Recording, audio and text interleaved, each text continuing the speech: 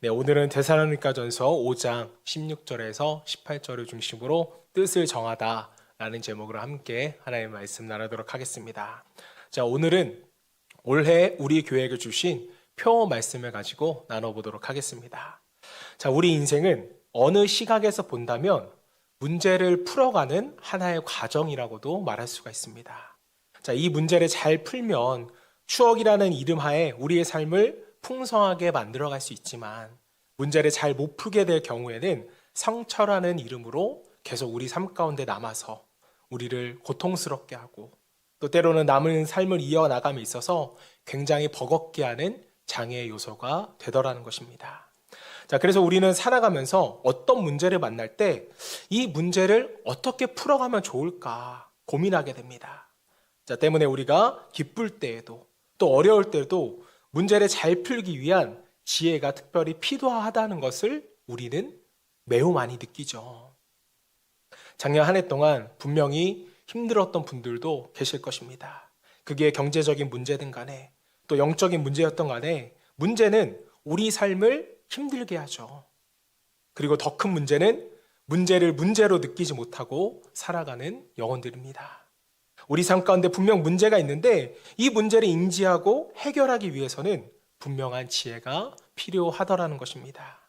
자, 그래서 성경은 우리에게 이 땅의 삶을 지혜롭게 살아가는 방법에 대해서 말씀하고 있는데 그것이 바로 하나님의 뜻대로 살아가는 것이라고 오늘 우리에게 말씀합니다. 자, 왜냐하면 하나님의 뜻 안에는요, 인생을 살아가는 지혜가 있고 인생을 이겨나갈 수 있는 능력이 있기 때문입니다. 자, 지혜로운 자는 어떻게 살아갈까요? 오늘 본문은 우리에게 세 가지를 이야기하고 있습니다. 항상 기뻐하라, 쉬지 말고 기도하라, 범사에 감사하라. 이 세 가지는 우리 인생의 행복과 불행을 결정하는 아주 중요한 요소인데, 자, 그런데 대부분의 사람들은요, 이것을 잃어버렸습니다. 여러분, 항상 기쁘세요? 쉬지 않고 기도하시나요? 범사에 감사하세요? 아니죠. 우리는 가끔 기뻐하고, 가끔 기도하고, 가끔 감사하고, 가끔 사랑합니다. 자, 그러니까 삶이 즐겁지가 않죠. 행복하지가 않습니다. 많은 학자들, 심리학자라든지 사회학자들이 공통적으로 말하는 것이 있습니다. 우리의 인생의 행복과 불행을 좌우하는 중요한 세 가지 요소인데요. 자, 첫 번째는요, 삶의 태도라는 것입니다. 어떤 태도로 그 일과 문제를 맞이하느냐에 따라서 우리 삶이 달라지더라는 것이죠. 자, 두 번째는 삶의 우선순위입니다. 첫 단추를 잘못 끼우면 끝까지 가봤자 다시 끼워야 하는 것 같이 중요한 가치의 우선순위가 바뀌면요, 우리 인생은 불안하게 변화되는 것입니다. 자, 세 번째는요, 삶에 대한 관점입니다. 같은 것을 보더라도 이것을 우리가 문제로 볼 것인가 아니면 기회로 볼 것인가, 이 관점에 따라 행복과 불행이 결정되기도 하더라는 것입니다. 자, 오늘 성경도 사실은 이와 같은 이야기를 우리에게 하고 있는 것입니다. 자, 우리가 인생을 살아가면서 마냥 좋은 일만 있을 수는 없어요. 오히려 이 땅의 삶을 우리가 성도로 살아가기로 결정했다면 더 큰 고난과 역경이 우리 삶에 나타날 수 있습니다. 자, 그런데 우리가 이 모든 상황을 그저 어렵다고 힘들다고만 얘기하고 그냥 이것이 상처가 되고 아쉬움이 되도록 그냥 불행으로 남길 것인가? 아니면 정말 이것이 우리의 추억이 되고 주님을 만나는 기회, 행복의 기회로 삼을 것인가? 문제와 삶을 전환시키는 그 지혜가 우리에게 분명 필요할 것입니다. 자, 많은 사람들은 삶의 문제를 풀어나가기 위해서 내 경험과 내 지식, 또 인적인 자원들을 의지하지만 우리가 정말 성도라면 하나님의 그 지혜를 따라가셔서 하나님 안에서 행복을 만들어가는 그런 2024년, 그런 귀한 한 해가 되기를 먼저 주님의 이름으로 축복합니다. 자, 오늘 말씀을 보시면 하나님께서 우리 인생 가운데 세 가지의 뜻을 말씀하고 계시는데요. 자, 인생을 살아가는 데 있어서 세 가지의 지혜를 우리에게 주셨다고 생각하시면 되겠습니다. 자, 첫 번째는요, 항상 기뻐하라입니다. 16절, 항상 기뻐하는 것이 우리 주님의 뜻입니다. 자, 하나님은 우리가 기뻐하시기를 원하셨는데 항상 언제든지 기뻐하기를 원하셨어요. 너희는 어떤 일을 만나든지 기뻐하는 태도로 삶의 문제와 너희 상황을 대하라는 것입니다. 자, 우리는 기뻐할 일과 슬퍼할 일과 고통스러운 일이 각각 다 다르게 있다고 생각합니다. 자, 때문에 기뻐하는 일을 만나면 기뻐하지만 힘들고 어려운 일을 맞이하게 되면 기뻐할 수가 없다라는 것이죠. 또 우리의 마음속에는 해야 할 일이 있고 또 하고 싶은 일, 또 하기 싫은 일, 또 했어야 했는데 하지 못하는 일에 대한 아쉬움이 늘 마음속에 남아 있어서 벌써 모든 것을 나의 생각과 마음으로 나눠버리니까 우리는 기뻐하지를 못합니다. 자, 그런데 그럼에도 불구하고 하나님은 어떠한 일을 만나든지 기뻐하는 태도를 가지라는 거예요. 왜 하나님은 항상 기뻐하라고 우리에게 말씀하고 있는 것일까요? 여러분 한번 생각해 보세요. 우리가 문제를 기뻐하며 대하든 슬퍼하며 또 고통스럽게 그 문제를 대하든 사실 문제는 바뀌지 않습니다. 자, 그러나 그 태도에 따라서 내 마음의 자세는 분명하게 바뀌게 된다는 것이죠. 내 마음의 자세가 바뀌면 우리의 선택도 달라지게 됩니다. 선택이 달라지면 결과도 달라지게 되기 때문이죠. 그리고 하나님께서는 문제를 통하여 결국 우리에게 원하시는 것은요, 성령의 열매거든요. 사랑, 희락, 화평, 인내, 자비, 양성, 충성, 온유, 절제, 이 9가지가 성령의 열매인데 사실 삶에 대한 성도들의 태도잖아요. 즉 하나님은 우리가 성령의 열매를 맺는 그러한 삶을 살아가기를 원하십니다. 자, 그리고 또 하나 우리가 항상 기뻐할 수 있는 분명한 사실은요, 우리가 구원받은 성도라는 사실 때문에 그렇습니다. 자, 앞서 말씀드린 성령의 열매도 구원받은 성도들에게 나타나는 실제적인 삶의 열매들이잖아요. 우리가 세상의 어떤 값진 것보다 나 같은 죄인이 하나님 앞에서 구원받았다는 그 약속의 소망을 붙들고 우리가 살아갈 수 있다면 우리는 구원의 감격과 기쁨으로 이 땅의 삶을 살아갈 수 있게 되는 것입니다. 자, 그래서 시편 기자도 이렇게 고백을 했어요. 시편 35편 9절 말씀. 내 영혼이 여호와를 즐거워하며 그의 구원을 기뻐하리로다. 우리가 기뻐할 수 있는 데는요, 다른 이유가 없다라는 거예요. 죽었던 자가 살아나는 것만큼, 구원받은 것만큼 기뻐할 수 있는 일이 어디 있겠어요. 2달 정도 살 수밖에 없다는 시한부 환자에게 로또 20억짜리 당첨 소식이 기쁜 소식일까요? 아니면 치료약이 개발되어서 살 수 있다는 소식이 기쁜 소식일까요? 당연히 후자죠. 삶이 아무리 힘겹고 어려워도 때론 질병으로 고통스러울지라도 구원의 소식은 분명하게 우리에게 기쁨 소식이 됩니다. 자, 사도 바울은요, 로마 시위대 감옥에 있었을 때 빌립보 교인에게 편지를 썼습니다. 자, 그런데 그 상황은요, 언제 죽을지 모르는 상황이었지만 이 감옥에서 사도 바울은 무려 기뻐하라는 그런 표현을 13번이나 사용했습니다.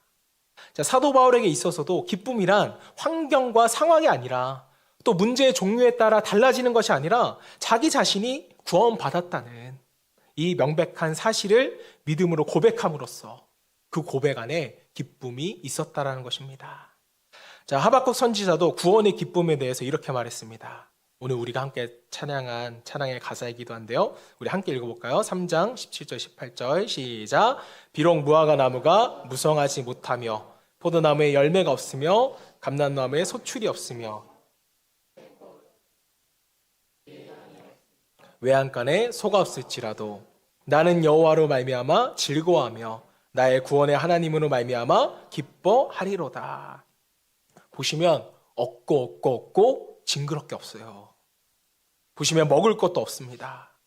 인간이 삶을 살아가는데 가장 기본적인 것조차 없지만 하박국 선지자는 무엇 때문에 즐거워할 수 있대요?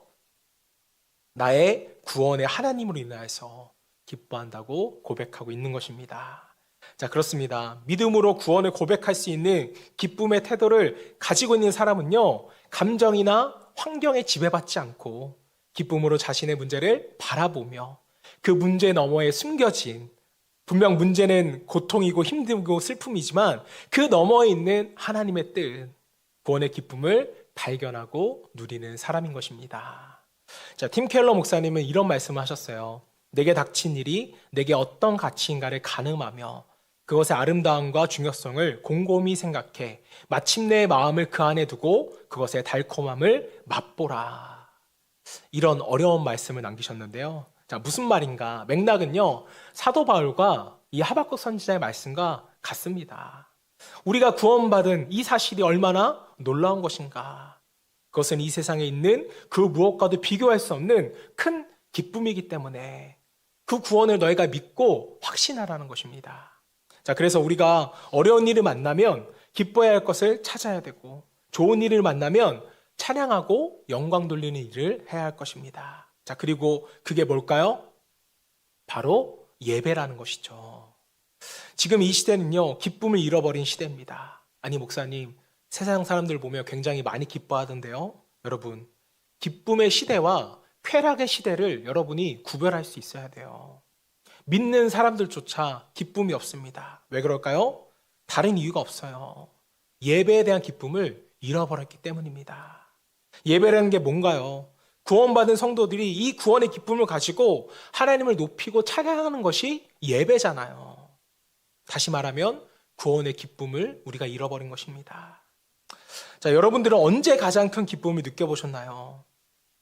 우리가 구원의 확신을 가지고 하나님 앞에 예배 드렸을 때, 그때 가장 기쁘지 않으셨나요? 우리가 예배 드림으로써 하나님의 사랑을 받고 있음을 알고 그 은혜 받고 있음을 느끼잖아요. 이게 여러분의 인생 가운데 가장 큰 기쁨이 아니었다면 여러분의 구원 또한 점검해 볼 필요가 있다는 것입니다. 자, 여러분, 인류 역사상 인간이 가장 기쁨으로 충만했을 때가 언제였을까요? 바로 에덴 동산의 때였습니다. 선악과를 먹기 전에 하나님의 뜻대로 동산을 지키며 살아가는 것이 가장 완벽한 예배의 형태였고, 인간이 가장 행복을, 기쁨을 충만하게 누리던 때였습니다. 우리가 이 예배다운 예배 책에서 함께 나눴던 부분들이잖아요. 내가 구원받았음을 다시 한번 확인하고 나를 구원하신 하나님을 높여드리는 예배의 시간, 이 시간만이 우리의 기쁨을 회복할 수 있는 시간입니다. 우리가 예배 정말 잘 드리면 뭐가 넘쳐요? 기쁨이 넘치잖아요. 그리고 여기서 중요한 원리가 또 한 가지 나옵니다. 오늘 하나님의 말씀이 자세히 살펴보시면 예배의 시간만 기뻐하라는 거예요? 아니잖아요. 항상 기뻐하라입니다. 자, 그렇다면 항상 기뻐하려면 우린 어떤 예배를 드려야 할까요? 예배당에서만 드리는 예배가 아니라 우리의 예배가 삶의 예배로 이어져야 한다는 것입니다. 자, 그래야 우리가 항상 기뻐할 수 있죠. 결국 말씀에서의 항상 기뻐하라는 것은 삶의 예배자로서의 우리 주님의 뜻이자 예배자로의 초청인 줄로 믿습니다. 사랑하는 여러분, 오늘 저와 여러분에게 주시는 항상 기뻐하라, 이 하나님의 뜻은 예배자로서의 우리 주님의 초청입니다. 이 초청에 우리가 모두가 정말 응답하셨으면 좋겠어요. 예배의 회복이 기쁨의 회복인 것입니다. 2024년 외회복의 뜻을 정하셔서 항상 기뻐할 수 있는 저와 여러분 되시기를 주님으로 축복합니다. 자, 한 발 더 나아가서 하나님께서 우리 인생 가운데 주신 뜻 두 번째는요, 쉬지 말고 기도하라입니다. 17절에 쉬지 말고 기도하는 것이 하나님의 뜻입니다. 자, 쉬지 말라는 것은요, 지속성과도 연결되는 말씀입니다. 다른 말로 하면 하나님과의 관계를 지속적으로 최우선순위에 두고 결정하고 선택해 나가라는 것이죠. 자, 왜냐하면 기도는 우리의 생각과 삶을 바꾸는 힘이 있고 삶을 변화시키는 능력이 있습니다. 또 상황을 새롭게 하는 은혜가 기도 가운데 있잖아요. 그래서 제자들은 예수님에게 기도를 알려달라고 부탁을 했습니다. 주님이 들으시는 그 기도를 좀 알려주세요. 자, 왜냐하면 제자들이 예수님하고 같이 생활해 보니까 주님은 새벽마다 나가서 기도하고 오시는데 자기들하고 다르거든요. 자기들이 상상 못하는 지혜, 능력, 이적과 기사가 나타나는데 제자들도 예수님이 드리는 그 기도를 드린다면 자신들도 그렇게 살 수 있을 거라고 생각이 드니까 예수님께 기도를 가르쳐달라고 요청을 한 것이었습니다.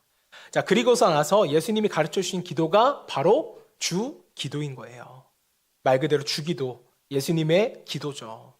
자, 주기도의 내용은요, 문제 중심의 기도가 아니라 하늘에 계신 하나님께서, 우리 아버지께서 우리의 떡의 문제, 관계의 문제, 보호의 문제를 다 주관하고 계시고 과거와 현재와 미래에도 하나님께서 주권적으로 역사에 가신다는 예수님의 가르침과 기도였던 것입니다. 자, 기도라는 것은 원래 우리가 지난주에도 신년 기도회 때 기도에 대해서 말씀을 많이 나눴지만, 기도는요, 나의 주권을 나의 주인이신 하나님께 올려드리는 것이 기도잖아요.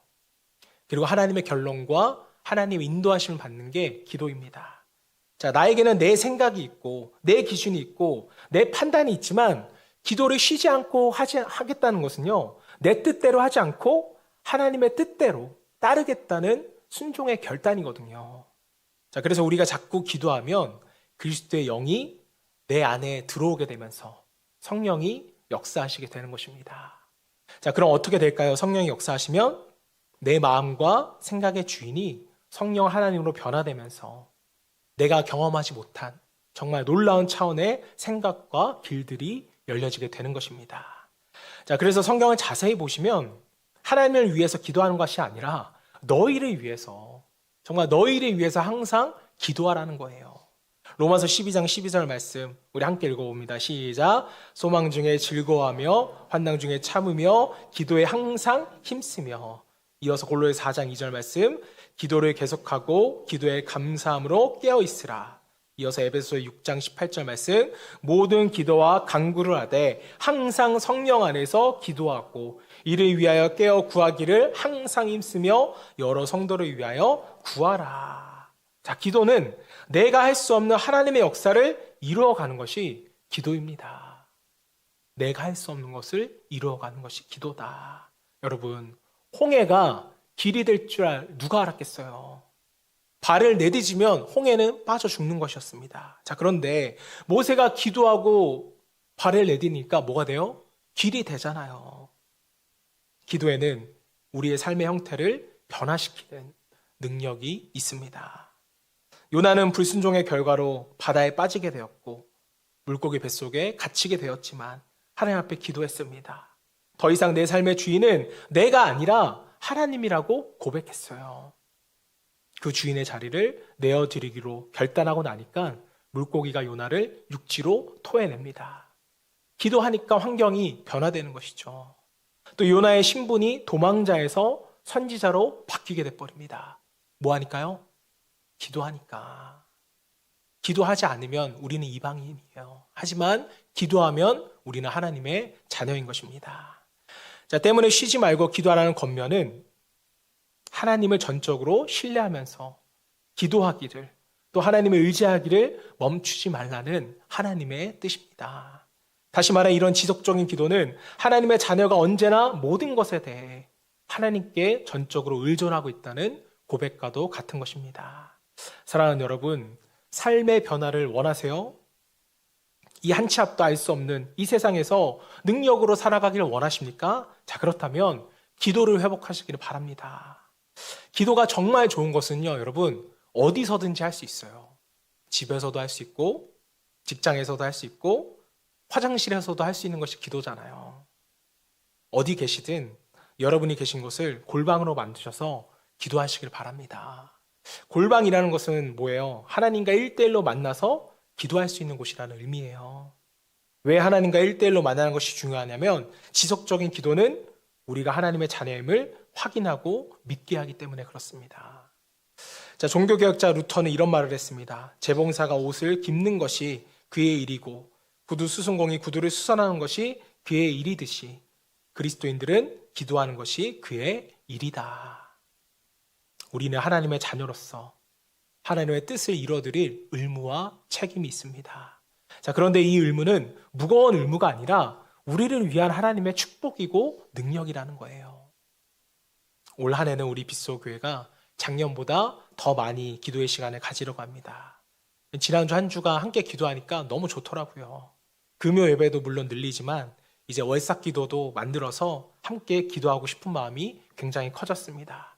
신년 기도회가 있으니까 이제 반년을 보내고 반년 기도회도 좀 있었으면 좋겠어요. 7월 첫 주 또 함께 모여서 기도했으면 좋겠고요. 자, 여러분 각자의 골방에서 기도의 축복을 누릴 수 있는 저와 여러분 되시기를 주님을 축복합니다. 자, 마지막으로 하나님께서 우리 인생 가운데 주시는 뜻 세 번째는요, 범사에 감사랍니다. 자, 18절에 범사에 감사하는 것이 하나님의 뜻이라고 말합니다. 자, 범사에 감사하는 것은요, 우리 삶 가운데 일어나는 문제를 이 감사의 관점으로 보라는 그런 의미이기도 해요. 자, 범사에 감사하는 것은 상황과 관계되어서 주어진 말씀으로 볼 수가 있습니다. 자, 그러니까 어떤 상황이든지 너희가 감사해야 된다는 거예요. 이것을 우리가 잘 구분할 필요가 있습니다. 모든 것에 대해서가 아니라 모든 상황에서입니다. 자, 우리가 다 하나님의 말씀을 이해할 수 없지만 하나님께서는 우리를 복된 길로 인도하기를 원하시는데, 자, 우리 삶을 축복하시기 위한 하나님의 방법이 바로 감사입니다. 자, 우리가 감사해야 될 몇 가지 이유가 있는데, 첫 번째로 감사는요, 우리의 신앙 고백이기 때문에 감사하셔야 돼요. 자, 어떤 사람이 감사할 수 있을까요? 하나님이 살아계심을 믿는 사람이 하나님께 감사할 수 있습니다. 자, 그리고 하나님께서 내가 살아온 삶에 굽이굽이 하나님이 함께 하셨고 인도하시고 보호하시고 공급하셨다는 것을 내 삶의 주인이 하나님이라는 것을 고백하는 사람이 감사할 수 있는 것입니다. 자, 그리고 또 어떤 사람이 여러분 감사할 수 있을까요? 겸손한 사람이 감사할 수 있습니다. 여러분, 사람은요, 감사가 끊어질 때 자기 의라는 게 드러나게 됩니다. 즉, 교만해진다라는 것이죠. 자기 생각, 또 자기 소유, 이런 것들이 인생의 기준이 되면 사람은요, 더 이상 감사하지 않아요. 하나님께 구하지 않아도 나는 살 수 있다라고 생각을 합니다. 때문에 더 이상 하나님을 찾지 않는 것이죠. 자, 반면에 겸손한 사람은 하늘로부터 주어지지 않으면 나는 받을 것이 없고 또 아무것도 할 수 없다고 고백하며 감사하는 사람은 약함이 강함되어서 하나님이 역사하시고 감사할 수 있는 일들이 더욱 많아지도록 하나님이 이끌어 가시는 것입니다. 자, 그래서 여러분, 감사는요, 기도 응답의 지름길이라는 거예요. 감사는 뭐라고요? 기도 응답의 지름길이다. 자, 빌립보서 4장 6절 말씀 현대인의 성경으로 좀 보겠습니다. 읽어드리겠습니다. 아무것도 염려하지 말고 모든 일에 기도와 간구로 여러분이 필요하는 것을 감사하는 마음으로 하나님께 말씀드리십시오. 자, 보시면 주신 것이 아니라 필요로 하는 것을 감사함으로 기도하래요. 그러면 하나님은 어떻게 하시나요? 7절, 그러면 도저히 상상도 할 수 없는 하나님의 놀라운 평안이 그리스도 예수님 안에서 여러분의 마음과 생각을 지켜주실 것입니다. 인간이 상상할 수 없는 하나님의 놀라운 역사로 응답해 주시고 우리의 삶을 지켜주신다는 거예요. 뭘 통해서요? 감사를 통해서. 사랑하는 여러분, 우리가 어려운 삶의 문제를 만나게 되면 우리는 분명히 요동할 수밖에 없어요. 태풍 중에 가장 큰 태풍이 뭔지 아세요? 우리 마음속에 일어나는 태풍이 가장 큰 태풍이라고 합니다.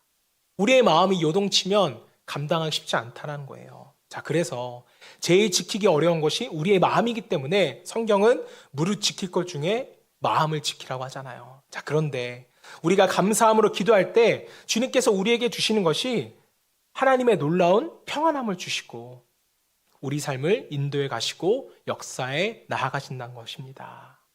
자, 감사가 사라진 이 시대, 우리는 하나님이 주시는 그 평안을 소유하기 위해서라도 감사를 회복하셔야 됩니다.